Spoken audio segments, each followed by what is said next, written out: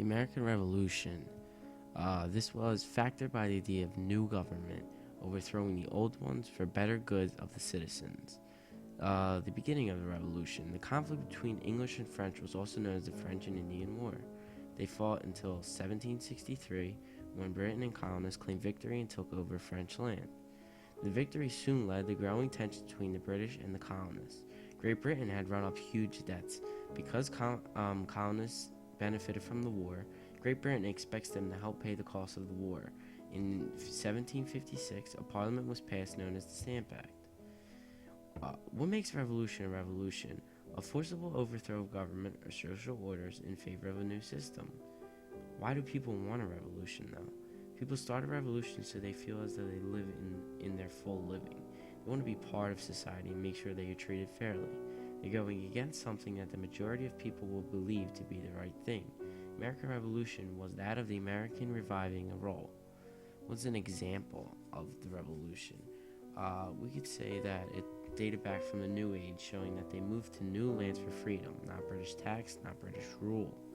A possible example would be the Second Dynasty of Egypt, the Seth Rebellion. Why was American Revolution so unique, though? The American Revolution revealed the idea that the citizens can overthrow a government. The American Revolution was the first revolution within the closer modern world to lead to a great new government. The revolution was not just great in activities, but the ability to create something after the overthrow.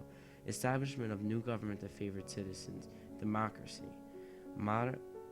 Modernly, the world favored this idea. The democracy was based off the Enlightenment, the idea for change for a better future.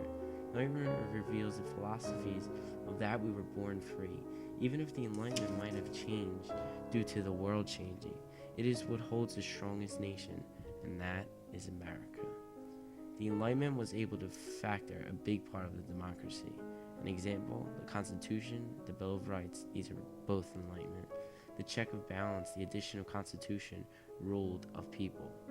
The comparison, the American Revolution is not comparable to the modern revolution that would be relevant. The American Revolution was unique in its own way. The geography, motivation, the action, the set of technology, and most importantly, the time period. Most revolutions are defined by throwing over the society order in favor of a new government. What does all modern revolutions have in common? They are the favor of a new social government. They want a new social government or law because of wanting to be part of society, to use their freedom with ease. And the quote is, "Power is easier to get, but harder to use or keep." To better understand the American Revolution, the protests in Spain and Greece will give a modern view into the world of rioting and angry people. Both groups, separated by centuries, both want the same thing: control of their money. The Americans didn't want to be taxed without any appropriate reason, hence, no taxation without representation. They wanted to be physically and mentally free from Britain. They fought for their money and their freedom. Spain and Greece are fighting for their money as well. 50% of the youth do not have professions.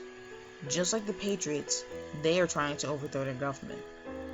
There are also similar events happening in both times. The Boston Massacre, when 5 Americans were killed, is similar to the police teams trying to control the violence of today's protests with rubber bullets and tear gas. Here we have the Boston Massacre and one of the riots in Greece. As you can see by the pictures, they are very similar. We have the authority, the British, and the cops, and the fighting side, the Americans and the Greek citizens.